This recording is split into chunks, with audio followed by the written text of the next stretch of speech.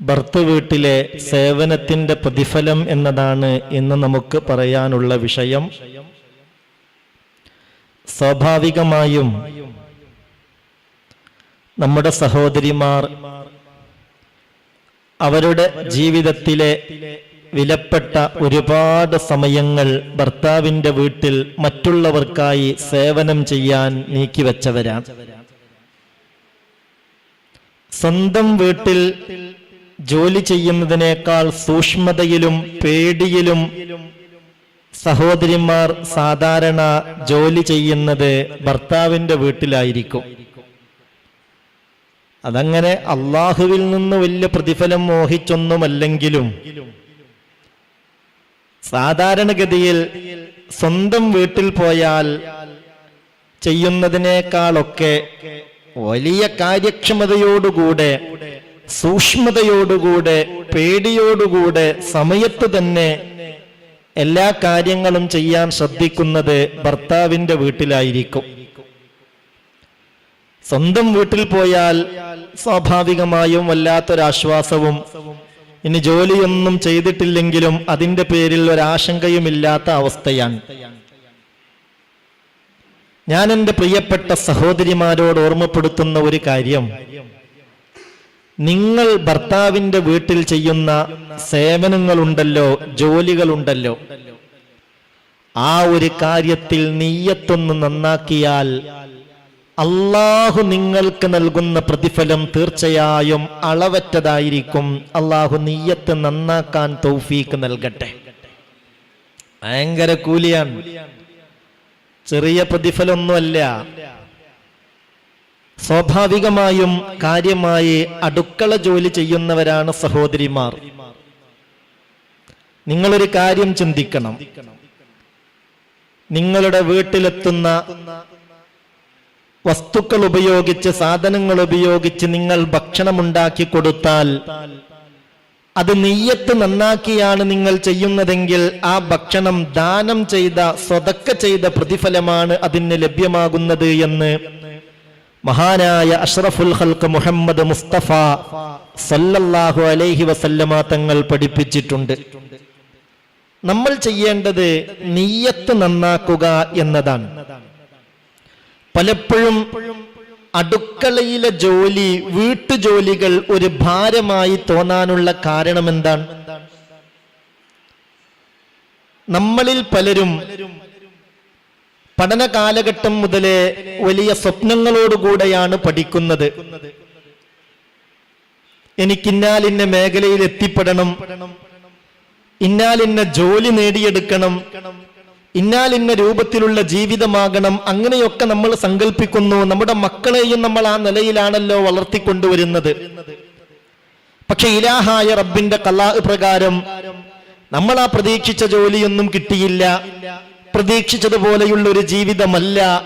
ഒരു വീട്ടിലെത്തി അടുക്കള ജോലി, ആർക്കൊക്കെയോ ഭക്ഷണം പാകം ചെയ്യുക, ആർക്കൊക്കെയോ വേണ്ടി സേവനം ചെയ്യുക, ഇതിനാണ് നാം വിധിക്കപ്പെടുന്നത്. അപ്പോൾ എപ്പോഴും നമ്മൾ അതിൽ അസംതൃപ്തരായാൽ ജീവിതകാലം മുഴുവനും അങ്ങനെ അസംതൃപ്തിയിൽ നമ്മൾ കഴിഞ്ഞുകൂടേണ്ടി വരും.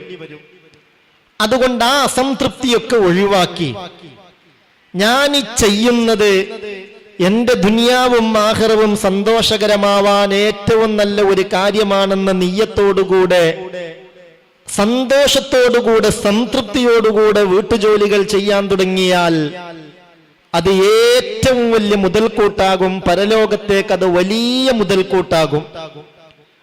നമ്മുടെ ഭർത്താവിന് വേണ്ടി നമ്മൾ ഭക്ഷണം ഒരുക്കുന്നു, നമ്മുടെ പ്രിയപ്പെട്ട മക്കൾക്ക് വേണ്ടി ഭക്ഷണം ഉണ്ടാക്കുന്നു, നമ്മുടെ ഭർത്താവിന്റെ ഉമ്മക്ക് വേണ്ടി, ഉപ്പക്ക് വേണ്ടി, ജ്യേഷ്ഠാനുജന്മാർക്ക് വേണ്ടിയൊക്കെ പലപ്പോഴും പലരും വീട്ടിൽ ഭക്ഷണം ഉണ്ടാക്കുന്നു.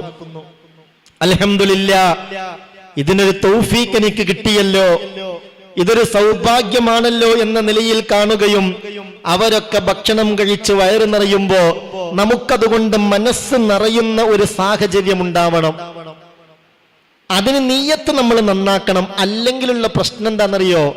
ഇതൊക്കെ ചെയ്യേണ്ടി വരികയും ചെയ്യും ദുനിയാവിലും ആഖിറത്തിലും. അതുകൊണ്ടൊരു സന്തോഷം കിട്ടാത്തൊരു സാഹചര്യം ഉണ്ടാവുകയും ചെയ്യും. അള്ളാഹു കാത്തുരക്ഷിക്കട്ടെ. നമ്മൾ ഉണ്ടാക്കിയ ഭക്ഷണം മറ്റുള്ളവർ കഴിക്കുമ്പോ അവർക്ക് നമ്മൾ ഭക്ഷണം ദാനം ചെയ്ത കൂലിയാണ് അള്ളാഹു നമുക്ക് നൽകുന്നത്. അവരുടെ വയറ് നിറയുന്നു, മനസ്സ് നിറയുന്നു, അൽഹംദുലില്ലാ. അതുതന്നെയാണ് എൻ്റെ ഈ ജോലിയുടെ ശമ്പളം, എൻ്റെ ഈ ജോലിയുടെ പ്രതിഫലം. ആ സന്തോഷം കിട്ടിയാൽ മതി, എൻ്റെ മനസ്സ് നിറയും. ആ ഒരു നിയ്യത്തിലേക്ക് നമ്മൾ എത്തിപ്പെടണം. അല്ലാഹു റബ്ബുൽ ഇസ്സത്ത് തൗഫീഖ് നൽകട്ടെ. അപ്പോഴാണ് ഹബീബായ നബി തങ്ങൾ പറഞ്ഞത്, അയ്യുമംറഅത്തിൻ, ഏതെങ്കിലും ഒരു പെണ്ണ്. പ്രിയപ്പെട്ട സഹോദരി, പറയുന്ന ഹദീസ് ശ്രദ്ധിക്കണേ. ഹബീബായ മുഹമ്മദ് മുസ്തഫ സല്ലല്ലാഹു അലൈഹി വസല്ലമ തങ്ങളാ പറയുന്നത്, അയ്യുമംറഅത്തിൻ, ഏതെങ്കിലും ഒരു പെണ്ണ്, ഖദമത സൗജഹാ സബഅത അയ്യാം,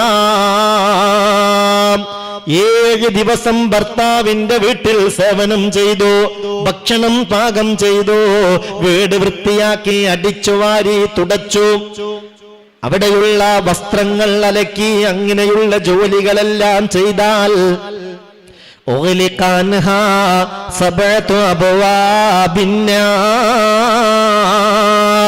ജല്ല ജലാലായ റബ്ബിന്റെ പ്രതിഫലം ഈ പെണ്ണ് മോഹിച്ചാണിത് ചെയ്യുന്നതെങ്കിൽ നരകത്തിന്റെ 7 കവാടങ്ങളും അവളെ തൊട്ട് അടക്കപ്പെടുന്നതാണ്. വഫുതിഹത് ലഹാ സമാനിയതു അബ്വാബിൽ ജന്ന, സ്വർഗ്ഗത്തിന്റെ 8 കവാടങ്ങളും അവൾക്കായി തുറക്കപ്പെടും. തദ്ഖുലു മിൻ അയ്യിഹാ ശാഅത് ബിഗൈരി ഹിസാബ്, യാതൊരു വിചാരണയുമില്ലാതെ അവൾ ഉദ്ദേശിക്കുന്ന കവാടത്തിലൂടെ സ്വർഗത്തിലേക്ക് അവൾക്ക് കടന്നു ചെല്ലാൻ അത് കാരണമാകുമെന്ന് മഹാനായ മുഹമ്മദ് മുസ്തഫ സല്ലല്ലാഹു അലൈഹി വസല്ലം. അല്ലാഹു തൗഫീഖ് നൽകട്ടെ, അല്ലാഹു തൗഫീഖ് നൽകട്ടെ. നിങ്ങൾ ചിന്തിക്കൂ, നിങ്ങൾ ആലോചിക്കൂ, വീട്ടിൽ സാധാരണഗതിയിൽ ഏറ്റവും ആദ്യം എഴുന്നേൽക്കാരാറാ? ആരാണ്? ഭാര്യയാണ്, ഉമ്മയാണ് ഏറ്റവും നേരത്തെ എഴുന്നേൽക്കാറ്. മറ്റുള്ളവർക്ക് എഴുന്നേൽക്കുമ്പോഴത്തേക്ക് അവർക്ക് ചായ ഉണ്ടാക്കുക, ആവശ്യമായ വസ്തുക്കളൊക്കെ ഒരുക്കുക, മറ്റുള്ളവർക്ക് സേവനം ചെയ്യുക. ഇതല്ലേ നമ്മുടെ സഹോദരിമാർ കാര്യമായി വീട്ടിൽ ചെയ്യുന്നത്? ഏറ്റവും അവസാനം ഉറങ്ങാൻ ബെഡിലേക്ക് പോകുന്നതാരാ? ഉമ്മയാൻ, ഭാര്യയാൻ. വീട്ടിലുള്ള സഹോദരിമാർ അവര് സ്വയം സമർപ്പിതരാണ് മറ്റുള്ളവർക്ക് സേവനം ചെയ്യാൻ വേണ്ടി. അത് ഏറ്റവും വലിയ ഇബാദത്താണ്. നിങ്ങൾ നിങ്ങളുടെ നാവിനെ ഒന്ന് നിയന്ത്രിച്ചാൽ മതി, നല്ലത് മാത്രം പറയാൻ ശ്രദ്ധിച്ചാൽ മതി, 5 നേരം കൃത്യമായി നിസ്കരിച്ചാൽ മതി, ഭർത്താവിന്റെ പൊരുത്തം നേടാൻ ആഗ്രഹിച്ചാൽ മതി, കുടുംബത്തിൽ ഐക്യമുണ്ടാക്കാൻ ശ്രമിച്ചാൽ മതി. തീർച്ചയായും നിങ്ങളായിരിക്കും പരലോകത്ത് വിജയികളിൽ ഉൾപ്പെടുന്നത്. അല്ലാഹു തൗഫീഖ് നൽകട്ടെ. ആമീൻ പറഞ്ഞേക്ക്. അല്ലാഹു തൗഫീഖ് നൽകട്ടെ. ഒരുപാട് സേവനങ്ങളാണ് മറ്റുള്ളവർക്ക് വേണ്ടി സഹോദരിമാർ ചെയ്യുന്നത്. വീട്ടിൽ ഭർത്താവ് ഒരു ദിവസം ഇല്ലെങ്കിൽ, അല്ലെങ്കിൽ ഭക്ഷണം കഴിക്കാൻ ആണുങ്ങളില്ലെങ്കിൽ, പിന്നെ ആ വീട്ടിൽ മര്യാദക്ക് ഭക്ഷണം പോലും പാകം ചെയ്യാൻ സഹോദരിമാർക്ക് മടിയാണ്. ഉള്ളത് കൊണ്ട് അഡ്ജസ്റ്റ്മെന്റ് ചെയ്യും. രാത്രിയുള്ള ചോറ് ബാക്കിയുണ്ടെങ്കിൽ ഈ നേരം വിളിക്കുമ്പോൾ ആണുങ്ങളാരും കഴിക്കാനില്ലെങ്കിൽ നമുക്കതങ്ങ് ചൂടാക്കി കഴിക്കാം, അതന്നെ ഉച്ചക്കും കഴിക്കാം.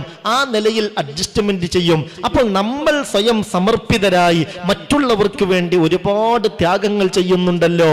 റഹ്മാനായ റബ്ബ് അതൊക്കെ സ്വീകരിക്കട്ടെ. അതൊക്കെ വലിയ ഇബാദത്താ. ഒരൊറ്റ ഗ്ലാസ് പച്ചവെള്ളം കൊടുത്ത കാരണത്താൽ സ്വർഗം നരകത്തേക്ക് പോകാൻ സെഫ് കെട്ടി നിൽക്കുന്നിടത്ത് നിന്ന് സ്വർഗത്തിലേക്ക് പോകുന്നു പറഞ്ഞിട്ടില്ലേ മുഹമ്മദ് മുസ്തഫ സല്ലല്ലാഹു അലൈഹി വസല്ലം? ഏതോ ഒരു മനുഷ്യന് പച്ചവെള്ളം കൊടുത്ത കാരണത്താലാണ് അങ്ങനെ നരകത്തിലേക്ക് പോകാൻ ഒരുങ്ങി നിൽക്കുന്നിടത്ത് നിന്ന് ആ സ്വർഗക്കാരന്റെ ശഫാഅത്ത് കൊണ്ട് അള്ളാഹു ഇയാൾക്ക് സ്വർഗം കൊടുക്കുന്നതെങ്കിൽ, അന്യ ആളുകൾക്ക് കൊടുത്താൽ പോലും അങ്ങനെ വലിയ പ്രതിഫലം കിട്ടുമെങ്കിൽ, അവനാന്റെ കുടുംബത്തിൽപ്പെട്ടവർക്ക് കൊടുത്താൽ അതിന് കിട്ടുന്ന കൂലി എത്രയായിരിക്കും? പക്ഷെ ഒരു കാര്യമുണ്ട്, മടി പാടില്ല. അടുക്കളയിലേക്ക് ഇറങ്ങാൻ ഒരു വീട്ടിൽ സ്ത്രീ മടി കാണിച്ചാൽ ആ വീട്ടിൽ ദാരിദ്ര്യം കൊണ്ടുള്ള പരീക്ഷണമുണ്ടാകും.